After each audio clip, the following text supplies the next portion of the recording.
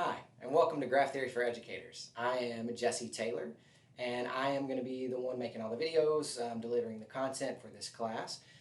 And the reason for this welcome video is really just to describe what graph theory is. So most of the time, if you've done any sort of mathematics, you think of a graph, what do you think of?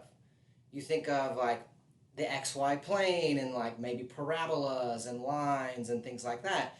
And that is not what this class is about. So graph theory is really the study of something more abstract. We're going to be thinking about abstract graphs. So instead of thinking about ordered pairs, right, and like functions mapped as lines, instead we're going to just be thinking about generic dots, which we're going to call vertices, and lines connecting the dots, which we're going to call edges. So like if you think back to like a connect the dots picture where you like draw lines between a bunch of dots, that's basically the types of pictures that we're going to be looking at. So for example,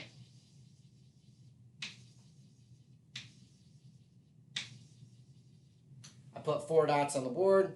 These are 4 vertices in our graph, and then you start connecting them with some lines. Maybe something like this. So this is a graph with 4 vertices and 6 edges. The lines are called edges.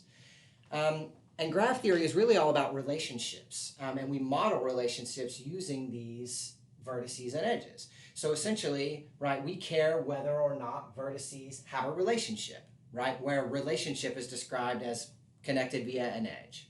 So when we're thinking about graphs, this is the type of object we're thinking about. We're not thinking about coordinate systems. We're not thinking about like functions and like mapping them in some way. We're thinking about very generic sets of relationships. So a graph, a generic graph, is a set of vertices, those are your dots, and a set of edges that somehow gives relationships among the vertices.